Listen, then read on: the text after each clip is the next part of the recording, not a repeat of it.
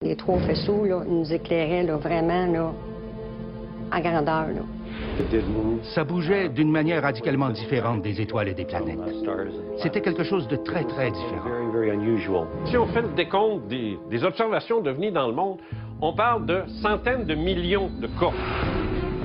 En juillet 1982, 3 jeunes campeurs pourchassent un animal qui les a réveillés au milieu de la nuit. Mais les chasseurs amateurs deviennent rapidement le gibier. Un soir de 1996, les autorités du Yukon sont inondées d'appels. Village après village, des dizaines de témoins rapportent avoir vu un ovni dans le ciel. En 1961, un couple quitte Montréal pour retourner à Portsmouth. Une lueur étrange dans les montagnes blanches effacera tous leurs souvenirs de cette nuit terrifiante. Les visiteurs, à dossier mystère.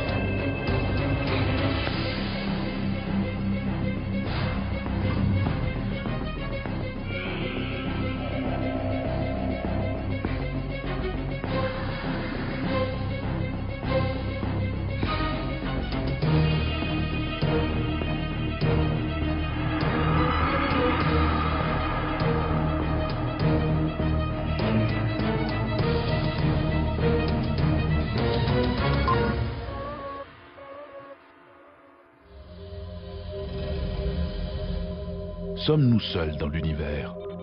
Plusieurs regardent les étoiles en se demandant combien de mondes habités existe-t-il sur les planètes lointaines. Mais il arrive à l'occasion que ce qui attire notre regard vers le ciel, ce ne sont pas les étoiles, mais une étrange lumière qui se dirige vers nous. C'est précisément ce qui s'est passé pour une résidente de Sainte-Dorothée de Laval.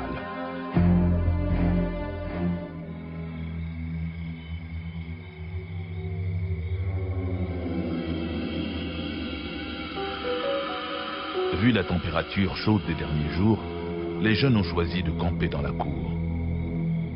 Mais ils ont décidé de monter leur tente trop tardivement et maintenant les 3 jeunes ont de la difficulté à trouver le sommeil. Le moindre bruit les distrait. Le vent dans les épis de maïs tout autour, un chien qui jappe au loin, une voiture qui course dans la nuit. Bientôt, ils entendent un bruit plus insolite. Un bip-bip électronique.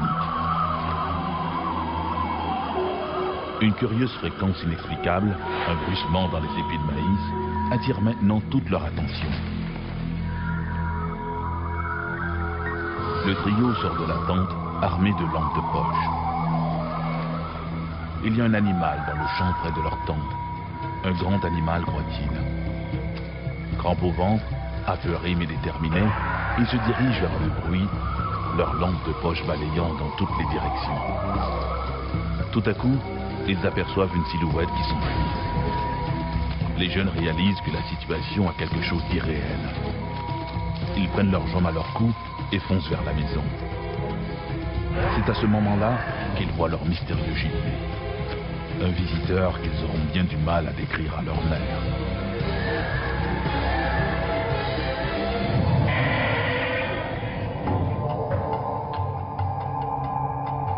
À partir des années 1950, les scientifiques, le public et les médias commencent à s'intéresser à la conquête de l'espace. Simultanément, les citoyens qui rapportent avoir vu des objets volants dans le ciel se multiplient. Les journalistes sont à l'affût de la moindre observation et les groupes d'enquête ufologiques poussent comme des champignons. Ça a été une époque fabuleuse. Pendant les années 50, les années 60 et même une bonne partie des années 70, c'était incroyable. D'abord, dans un premier temps, les témoins n'hésitaient pas à se nommer. Je m'appelle Jean Cazot, j'ai vu un ovni, il faut que je vous raconte ça. Les journalistes se précipitaient, on prenait des photos, on faisait des dessins, on mettait ça quasiment en première page des journaux. C'était fabuleux. Cet engouement pour les ovnis va à la longue attirer des auteurs aventuriers de tout acabit en mal de fortune et de célébrité. Les publications se succèdent. Lorsque est arrivé les années 70, il y a quelque chose qui s'est passé. D'abord, il y a eu, premièrement, des gens qui se sont mis à parler de nos frères de l'espace. Adamski, qui a voyagé, s'est rendu jusqu'à Vénus. Et là, il y a des gens qui ont dit, un instant, ça va un petit peu trop vite pour nous autres. On veut bien croire que des objets arrivent de l'espace et nous visitent, ramassent des branches ou ramassent de l'eau, puis ils s'en vont. Mais là, commencer à... Tu sais, comme Villas-Boas qui a fait l'amour avec une extraterrestre et ainsi de suite. La presse s'est emparée de ça. C'était du bonbon. Ça a tué le phénomène. Ça a donné une saveur au phénomène qui faisait que les gens, les indécis, comme on dit en politique, ont voté non. On dit non, terminé. Moi, je débarque de ça parce que là, ça devient... Et les témoins ont commencé à ne plus se nommer.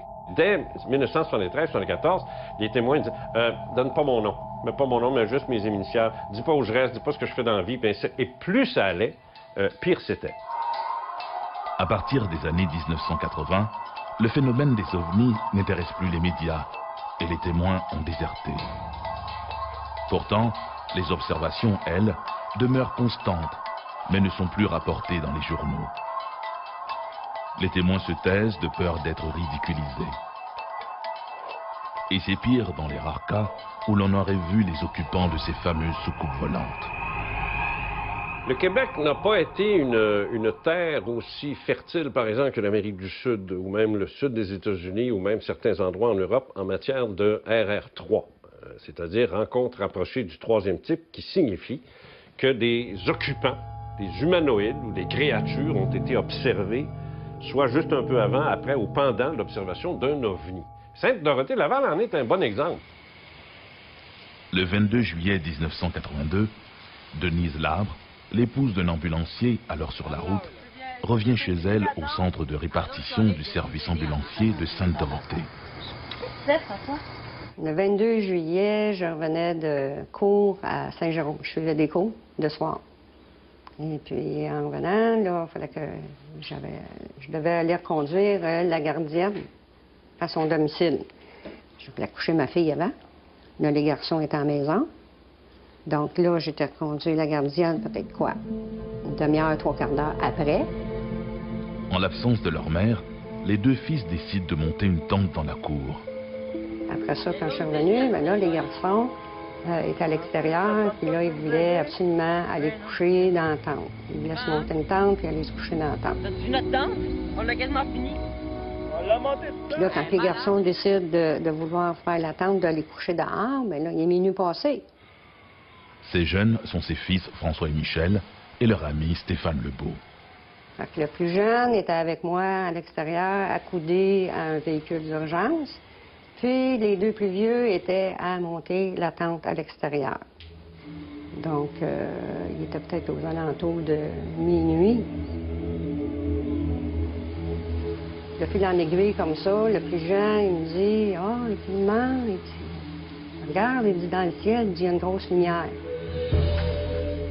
Je dis, c'est pas grave, ça. Je dis, le corridor des avions, c'est ici, là. Regarde, c'est normal, là. Il y a des lumières. Il dit, non, non, non. Il dit, la lumière a grossi, elle s'en vient vers nous autres. Au fur et à mesure qu'il se rapproche, elle peut discerner des détails. Là, à un moment donné, non, c'était pas un avion, justement. C'était pas ça. Fait que, plus ça allait, plus c'était gros. Puis là, on est là, puis là, on regarde, puis là, j'essaie de crier aux deux autres qui sont dans la tente en train de faire les lits, préparés. Puis là, je crie, mais je crie pas. Ça sort pas. C'est le coup. Mais à un moment donné, eux, ils l'ont vu parce qu'ils ont vu la lumière que ça a fait au-dessus de la tente. Fait que là, ils ont sorti, puis là, ils ont regardé, puis ils ont fait « Wow! » Là, c'était comme... Ils sont venus vers moi, là, puis là, on est resté là pas mal longtemps. C'est rendu au-dessus de nous que là, c'est ces trois faisceaux-là. Puis en dessous de la sphère, les trois faisceaux, là, ils nous éclairaient, là, vraiment, là, en grandeur, là. Fait que, puis là, le plus jeune, il avait peur, c'est sûr. Fait que je dis, non, non, non, non, regarde, si on bouge pas, il n'y a pas de problème, regarde, on va juste regarder, puis on bougera pas, puis on va juste admirer. Ça faisait aucun bruit, rien du tout. Pas de bruit pour réveiller quelqu'un. À moins que tu sois dehors ou que tu sois debout, puis tu regardes par la fenêtre, puis là, tu le vois. Fait qu'en fin de compte, Là, à un moment donné, ça a commencé à plus bifurquer vers la droite. Puis là, quand ça a parti dans un ruisseau, puis ça a parti au-dessus, il y avait des logements, 3 logements sur le côté de droite. Ça a parti au-dessus des logements. Donc là, j'ai dit aux plus jeunes, j'ai dit, t'as trop peur, tu veux pas aller coucher dans la tente? Viens-t'en avec moi dans la maison. Donc là, le plus jeune, il dit, non, non, non, il dit, je vais être correct, je vais aller coucher dans la tente. J'ai dit, de toute façon, je vais laisser la porte débarrée. Parce que si vous avez besoin d'aller au petit coin ou vice-versa, ou si vous avez trop froid, vous voulez vous coucher dans vos lits, il n'y a pas de problème. Donc, ils ont dit, non, c'est correct, OK, on va aller coucher dans la tente.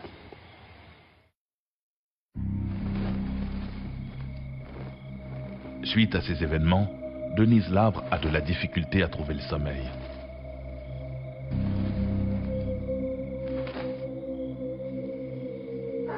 Étendus sur leur sac de couchage, les jeunes s'interrogent sur cet objet mystérieux. Tout le monde finit malgré tout par s'endormir. Vers 3 heures du matin, les garçons entendent des bruits curieux, comme des bip-bip électroniques. Inquiets, ils essaient de voir ce qui se passe à l'extérieur. Il n'y a apparemment rien d'anormal, sauf cette curieuse fréquence.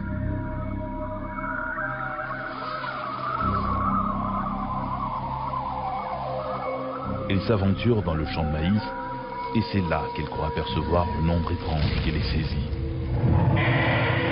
Comme les piles de la lampe de poche de François tombent à plat, précisément à ce moment-là, il n'en faut pas plus au trio pour détaler vers la maison.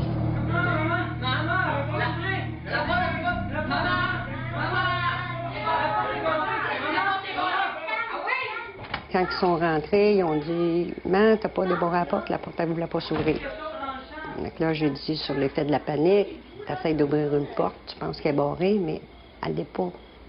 Là, ils sont arrivés, puis là, les 3 se sont mis à se tordre de douleur. Là, j'ai dit, non, ça, c'est l'effet de panique. Mais là, les 3, la même chose, la même douleur. Durant toute la nuit, là, que j'ai réussi à les calmer, puis là, c'est là qu'ils m'ont conté qu'ils avaient vu quelque chose de peurant, avec des grands yeux oranges. Ils ont essayé de m'en faire la description, mais là, c'est la cacophonie, les 3, là. Ça veut tout expliquer en même temps, puis ça veut tout dire en même temps. Mais là, ils ont commencé à me donner la frousse, par exemple. C'est seulement que le lendemain qu'on a décidé de communiquer avec le corps policier. Chaque garçon a été interrogé, de toute façon, par eux autres, pour être sûr que c'est pas quelque chose qui sortait de leurs imaginations non plus. Hein. On a vu comme la ligne être là, les traces, regardez, les traces sont là. Les policiers sont allés dans le champ, ils ont été voir autour de la tente, ils ont descendu un bon chemin. Puis là, ils ont vu qu'il y avait des branches écrasées par terre, ils ont vu il y avait des pistes par terre. Là, ils ont dit OK. Ils ont communiqué avec le Dorval, à savoir s'ils avaient vu quelque chose sur leur radar quelconque. Puis rien. Ils ont dit que rien n'était apparu, qu'ils n'avaient rien vu.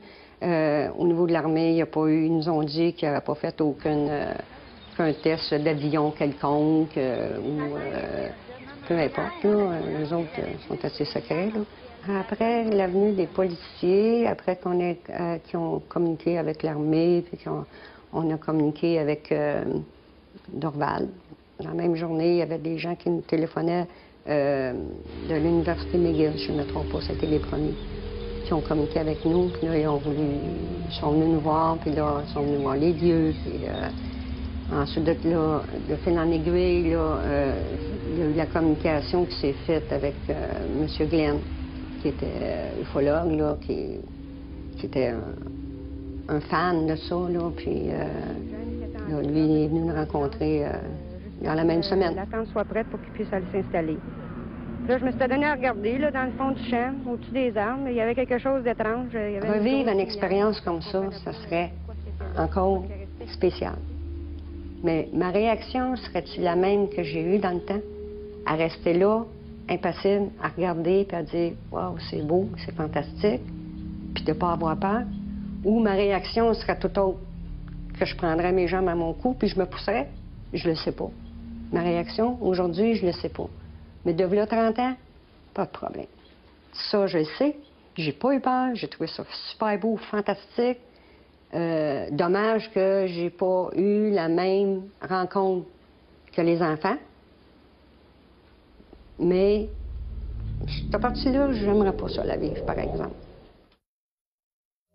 Voir un ovni au-dessus d'une zone densément peuplée, comme ce fut le cas dans l'affaire de l'ovni de Sainte-Dorothée en 1982, ou dans l'affaire de l'ovni de la place Bonaventure à Montréal en 1990, attire infailliblement les journalistes.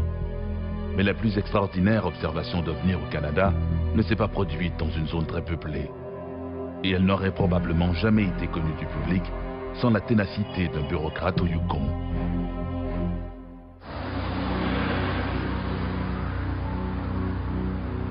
Un couple roule sur l'autoroute 2, l'autoroute du Klondike, juste à la sortie de Pelly Crossing. Soudain, ils remarquent toute une série de lumières blanches et oranges qui se déplacent en groupe. Au début, les témoins pensent à plusieurs avions volants en formation. Mais au fur et à mesure que les lumières se rapprochent, ils comprennent qu'ils n'ont pas affaire à un groupe d'objets, mais à un seul engin muni de lumière tout autour de sa partie centrale. L'engin se déplace trop lentement pour être un aéronef conventionnel. Pour mieux jauger ses mouvements, les témoins se rangent sur le bas-côté de la route. L'objet inconnu traverse l'horizon juste devant eux.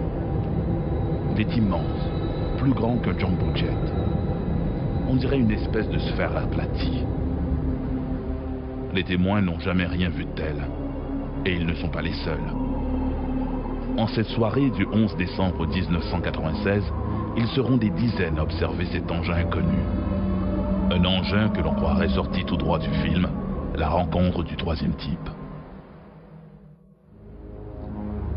Le 11 décembre 1996, 4 personnes roulent en direction nord, près du village de Carmack, au Yukon.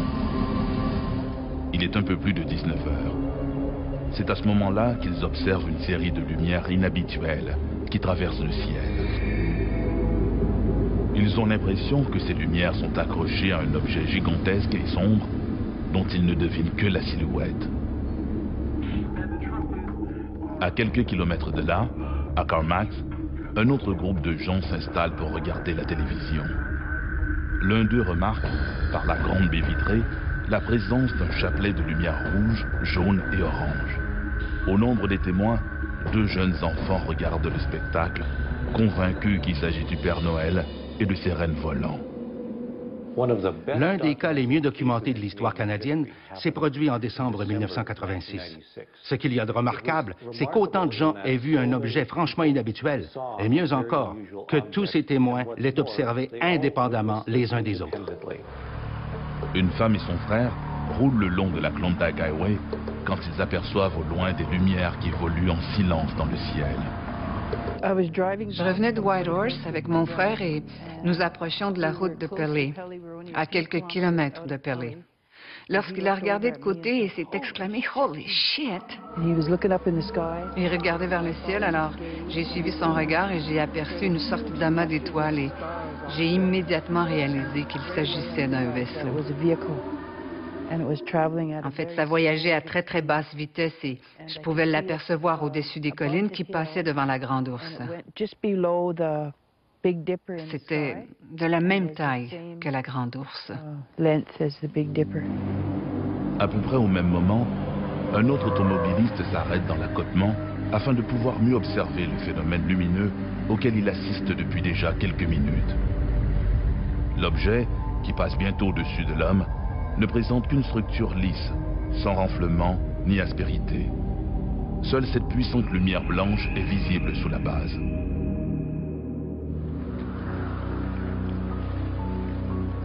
Au Yukon, le Braeburn Lodge est situé environ à mi-chemin entre Whitehorse et Carmack. Camionneurs et voyageurs s'y arrêtent pour casser la croûte, faire le plein et partager des anecdotes avec Steve Watson, le propriétaire de l'endroit.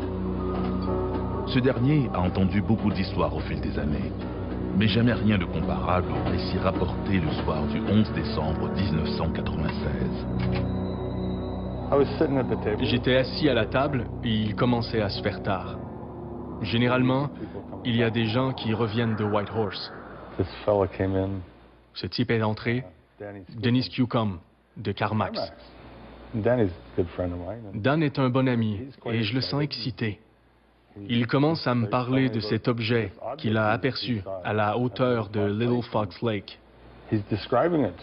Il me le décrit avec passablement de détails.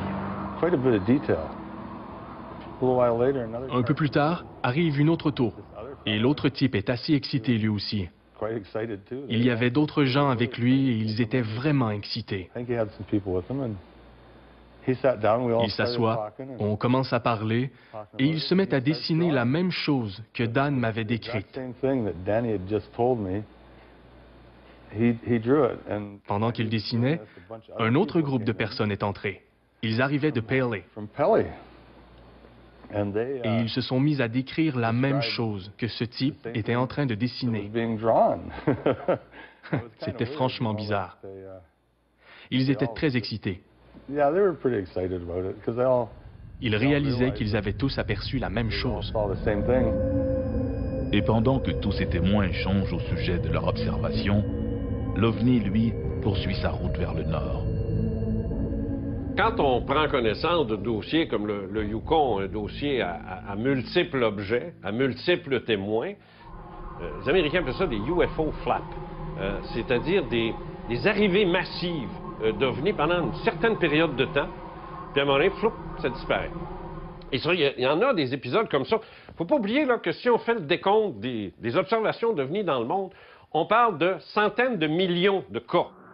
À Pelly Crossing, un trappeur remarque une série de lumières blanches et jaunes qui survolent les collines proches. Quand je suis arrivé dans la clairière, j'ai remarqué du coin de l'œil une étrange lumière. Je me suis retourné et j'ai aperçu un faisceau vert. Je me suis dit, ah, un 747 arrive. Puis je l'ai regardé et ça bougeait très très lentement. Alors je me suis carrément tourné pour avoir une meilleure vue de la chose. Quand je me suis tourné, le faisceau de ma lampe de poche pointait dans cette direction. Et cet objet était à 1 ou 2 kilomètres de distance quand je l'ai aperçu la première fois. Aussitôt que le faisceau de ma lampe a pointé dans cette direction, l'objet est parti et s'est subitement déplacé d'environ 300 mètres, vraiment très très vite. Alors j'ai couvert ma lampe. Ensuite, je suis resté là à observer. Et je ne pouvais plus le regarder sans me tourner la tête. Au Yukon, plusieurs témoins ont rapporté avoir vu un ovni ce soir du 11 décembre 1996. Toujours à Pelly Crossing, un jeune adolescent est aussi témoin d'observations étranges. En traversant le pont, il aperçoit des lumières brillantes qui se dirigent vers lui. Effrayé et s'étend par terre, comme pour échapper à une menace. Au moment où il lève les yeux, l'objet passe juste au-dessus de lui. Le jeune homme de 16 ans est terrifié.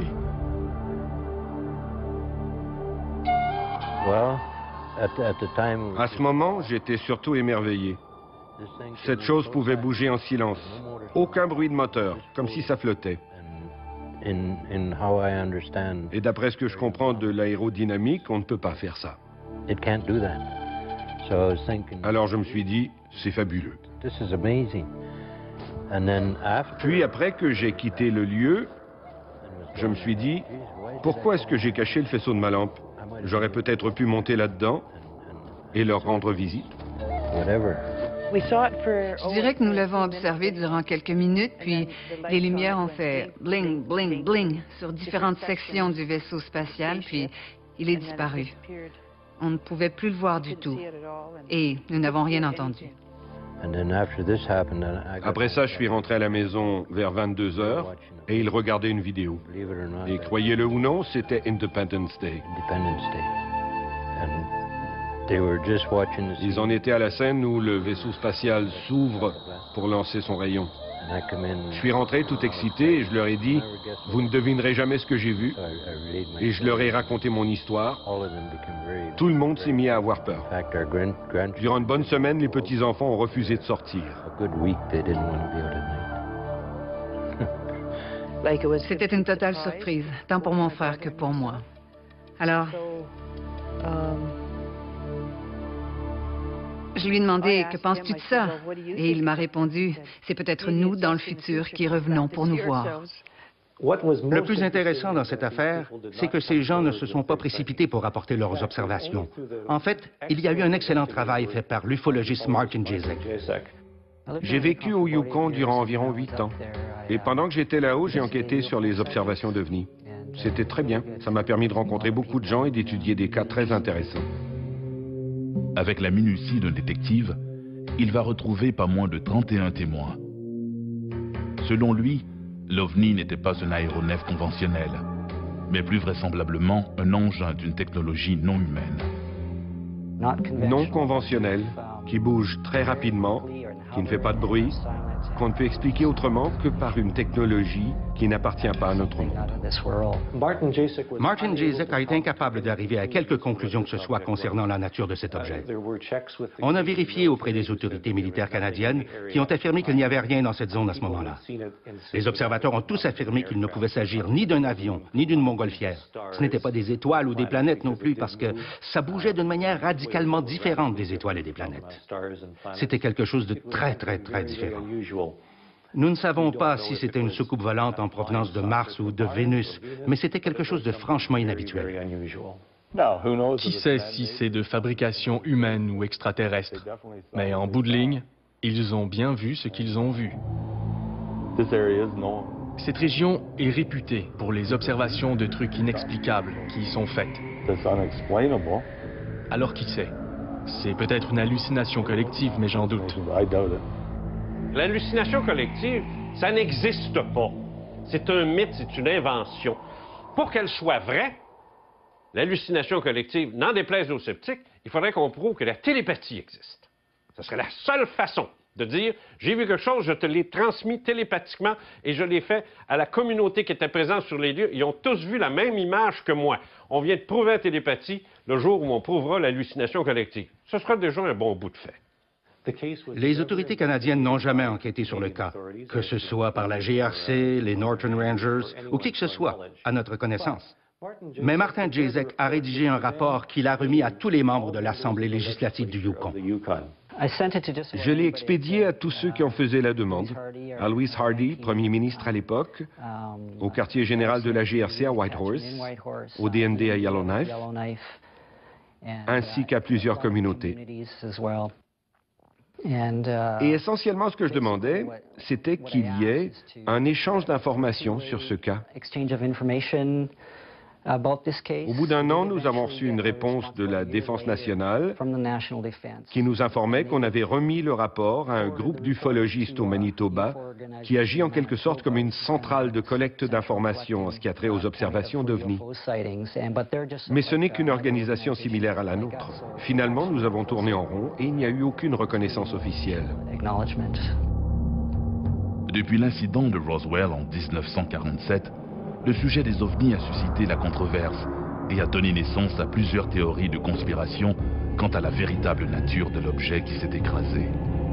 Ce serait une grave erreur de dire que le phénomène OVNI date de 1947, le 24 juin, ou même 1946, comme certains disent en Scandinavie, avec les Foo Fighters et des choses du genre, ou même pendant la guerre, 1945. Ce serait une erreur, parce que qu'est-ce que c'est 1947, dans le fond?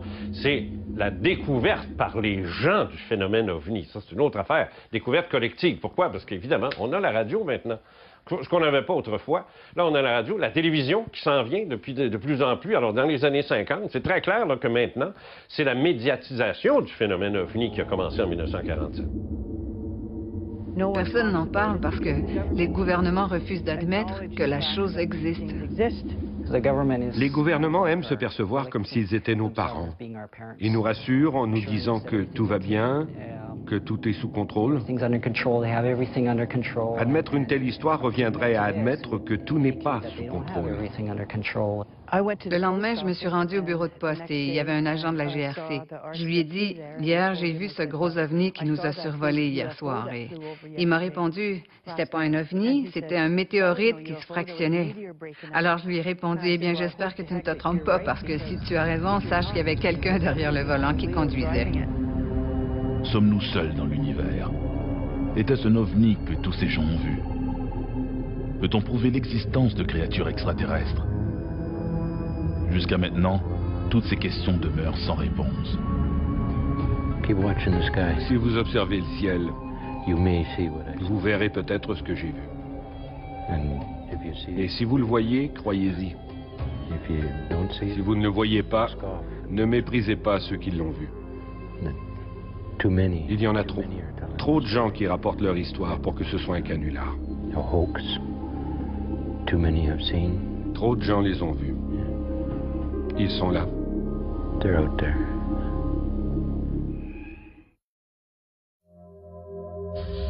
3 millions d'Américains croient avoir vécu une expérience insolite, suggérant qu'ils auraient peut-être été enlevés par des extraterrestres. Mais comment cette hystérie collective a-t-elle commencé? Pour le savoir, il faut retourner au premier chapitre, au premier enlèvement, l'affaire Betty et Barney Hill.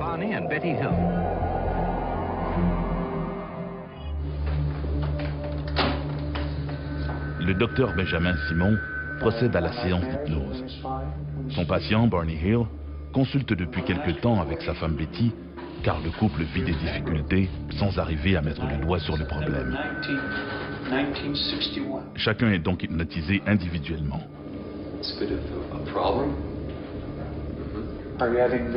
Pourtant, une fois sous hypnose, l'homme et la femme racontent le même événement terrifiant. Un enlèvement extraterrestre que le docteur Benjamin Simon a peine à croire.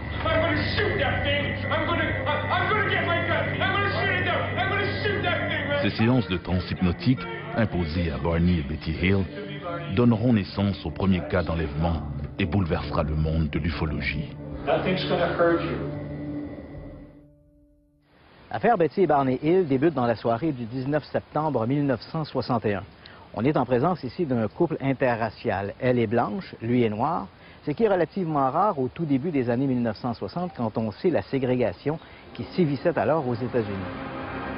À la suite d'un séjour aux chutes du Niagara, Betty et Barney Hill quittent Montréal afin de regagner leur domicile de Portsmouth au New Hampshire. Le 19 septembre 1961, mon mari Barney et moi-même étions à Montréal. Nous avons écouté un bulletin météo qui annonçait qu'un ouragan remontait la côte est et frapperait probablement notre ville de Portsmouth. Alors nous avons décidé de retourner à Portsmouth afin d'arriver avant l'ouragan. Barney Hill et sa femme Betty s'engagent donc sur la route nationale 3 qui mène au cœur du parc national des Montagnes Blanches. C'était après la saison touristique et nous savions que les montagnes seraient désertes, qu'il n'y aurait pas de service. Alors, nous avons passé la frontière et nous avons fait un arrêt à Colebrook pour faire le plein et manger un morceau. Ainsi, nous savions qu'il était environ 22 heures lorsque nous avons quitté Colebrook. Au moment de quitter le restaurant, Barney estime qu'il devrait arriver chez eux entre 3 heures et 4 heures du matin. Étant bien reposé, il se sent d'attaque pour faire le trajet sans arrêt jusqu'à destination. La nuit était claire, le ciel dégagé, la lune brillait et allait être pleine quelques jours plus tard. Nous conduisions à travers les montagnes lorsque j'ai aperçu une nouvelle étoile dans le ciel. Et pendant que je la regardais, elle devenait plus grosse et plus brillante. Et la première chose à laquelle j'ai pensé, c'était que c'était une comète sur le point de frapper la Terre. Alors nous avons arrêté l'auto afin de mieux regarder. Un peu au sud d'Indian Head, Barney Hill décide de descendre de sa voiture et, armé d'une paire de jumelles, il s'avance à travers champs pour mieux détailler cet objet qui se trouve à ce moment-là à la hauteur de la cime des arbres. C'est passé devant nous, puis ça a changé de direction. Et c'est passé devant la Lune. Et nous avons aperçu des lumières multicolores qui l'entouraient. Puis ça a tourné et commencé à se diriger vers nous. Alors nous avons repris la route vers le sud et nous avons roulé environ 30 000. Nous n'avions aucune idée où se trouvait cet engin. Il voit une espèce d'engin formé de 2 crêpes, l'une sur l'autre, avec des hublots carrés. Et au moment où il observe, il voit des ailes delta qui se déploient derrière l'objet. Derrière ces fenêtres carrées, il observe une sorte d'équipage, une dizaine de créatures dont l'une semble le regarder avec énormément d'intensité. J'ai baissé la vitre et j'ai agité la main en disant « Hi ». Et environ un demi-mille plus au sud, ils ont survolé l'autoroute et se sont arrêtés. Mon mari avait fait la Seconde Guerre mondiale, alors il est sorti pour identifier l'appareil. Avant leur rencontre avec un ovni, Barney était un sceptique avoué. Il a dit que si quelqu'un lui avait dit que les ovnis existent, jamais il ne l'aurait cru. Betty, quant à elle, était un peu plus ouverte. Même si elle n'avait jamais lu un ouvrage sur le sujet, elle croyait qu'il était possible qu'ils existent. Il a pris les jumelles et s'est dirigé vers eux. En levant les yeux, il a aperçu un groupe d'hommes derrière une fenêtre qui le regardait. Consciemment, il s'est rappelé qu'il portait des uniformes noirs lustrés. Et toujours consciemment, il se souvenait qu'il y avait quelque chose à leur propos qui n'était pas humain. Et à ce moment, une sorte de structure en forme de nageoire s'est ouverte de chaque côté de l'appareil, avec une lumière rouge au bout des nageoires, et l'appareil s'est mis à descendre. Barney a eu l'impression qu'ils allaient tenter de le capturer. Pris de panique, il retourne à la voiture et redémarre à toute vitesse. C'est à cet instant qu'ils entendent une série de bip bip bip, un son semblable à un signal électrique, décrira plus tard Betty. Le couple glisse alors dans un état de léthargie. Ils ont l'impression de quitter la Nationale 3 et de s'engager sur la route 175, une voie secondaire qui serpente à travers les montagnes. Tout est flou et les images semblent déformées et imprécises. Quelques minutes plus tard, le couple a l'impression de ressortir de cette léthargie. Du moins, ils ont l'impression que quelques minutes seulement s'est écoulé.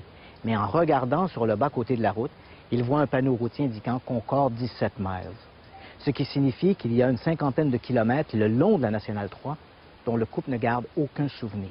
Lorsqu'ils arrivent chez eux, Betty et Barney Hill constatent qu'il est un peu plus de 5 heures, ce qui signifie qu'ils arrivent 2 heures plus tard que prévu.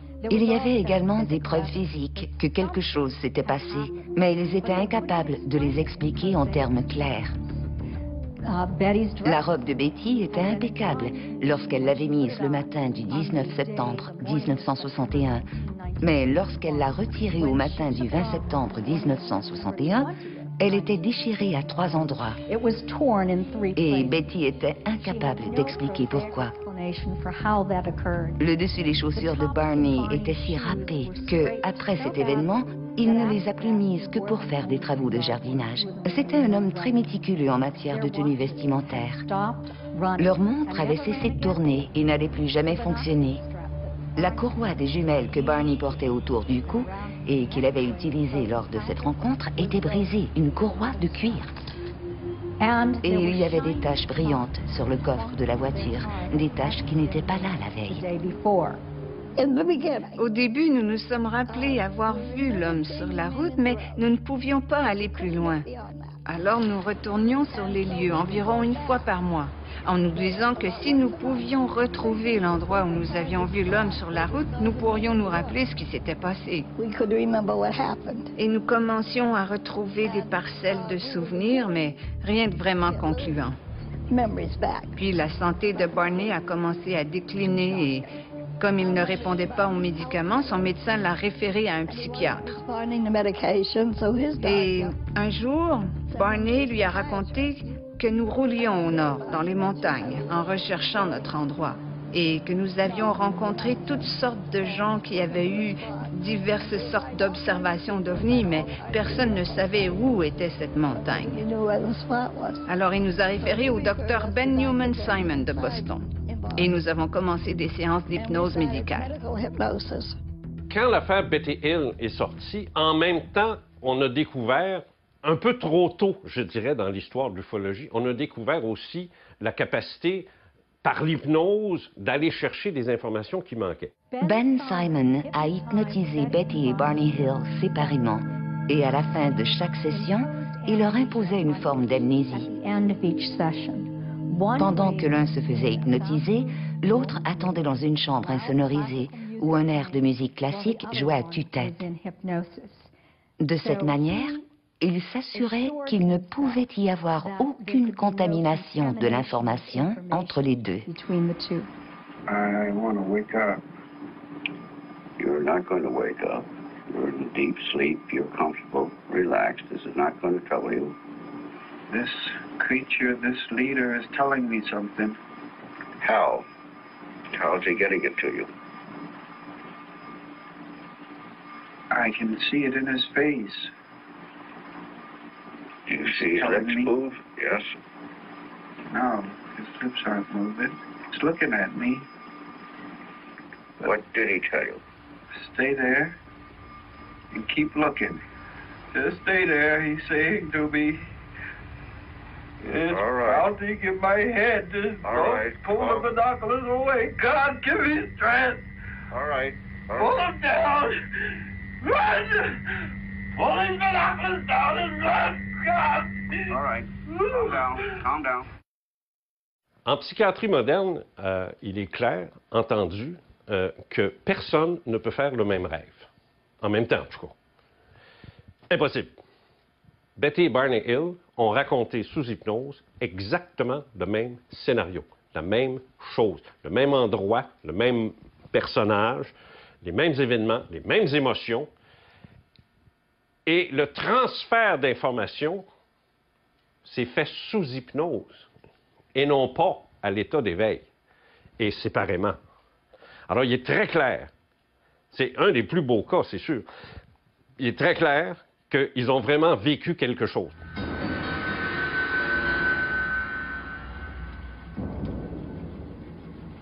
Go on. And he said, just a simple test to hold her face. And I asked him why. And he said he just wants to put it in my navel. It's just a simple test. I didn't hear that. To empty eyes. Did they make any sexual advances to you? Nous avons vu ce que nous avons pris pour le coucher de la Lune. Puis nous avons vu un groupe d'hommes sur la route qui nous barrait le chemin. Il a arrêté la voiture et le moteur s'est étouffé. Ils se sont approchés, nous ont fait sortir de la voiture et ont emprunté un sentier dans les bois. Tout ce qu'ils voulaient faire, c'était un simple test afin de découvrir à quel point génétiquement nous étions semblables. Sitôt ce test terminé, nous pourrions repartir vers l'auto. Ces créatures mystérieuses auraient notamment fait un prélèvement de sperme sur Barney en utilisant une espèce de bol métallique. Quant à Betty, elle aurait subi un mystérieux test de grossesse, test qui consistait à introduire une longue aiguille dans son nombril. À bord du vaisseau, l'examinateur médical a sorti une très longue aiguille, du type de celle qu'on utilise aujourd'hui pour une laparoscopie ou une amniosynthèse. Et cette aiguille a été enfoncée dans l'abdomen de Betty, provoquant une douleur atroce. De fait, même sous hypnose, le souvenir lui a créé un tel traumatisme que le docteur Ben Simon a dû mettre fin prématurément à la session. À l'homme, je lui ai dit, je sais que vous n'êtes pas de cette planète, d'où venez-vous? Et il m'a montré une carte des étoiles. Personne n'a réellement examiné cette carte des étoiles autant que cette femme brillante et extraordinaire, originaire de l'Ohio, Marjorie Fishted, qui l'a étudiée durant 4 ans. Elle avait prévu qu'elle aurait à jongler avec plusieurs hypothèses en étudiant la carte que Betty avait dessinée, suite à une suggestion post-hypnotique de la part du Dr Ben Simon. Comme je le disais, elle s'attendait à se retrouver face à plusieurs hypothèses, mais au bout du compte, il n'y en avait qu'une seule. Ensuite, ils ont amené Barney dehors, puis je me suis rendue à la voiture et nous avons regardé l'engin partir. Il s'est élevé, puis il est disparu. Lorsqu'on observe réellement les preuves, je ne crois pas qu'on puisse dire que Betty et Barney n'ont pas été enlevés. Il y a simplement trop de preuves qu'ils l'ont été. Il nous avait dit qu'il allait nous faire tout oublier. Je lui ai répondu, vous n'y arriverez pas avec moi. D'une manière ou d'une autre, je vais me rappeler. Et je l'ai fait. Mais si ça avait pu arriver dans les années 70, je pense que ça aurait grandement aidé l'ufologie. Là, ça s'est perdu. Parce qu'après Hills, on n'a plus entendu parler de rien. Chaque année, on enregistre des dizaines de récits d'observations d'OVNI impossibles à associer à un phénomène météo connu ou à un nouveau prototype militaire. Ces témoignages défient toute explication rationnelle. Pour ces témoins, la question est maintenant de savoir combien de mondes lointains ont déjà pris contact avec nous.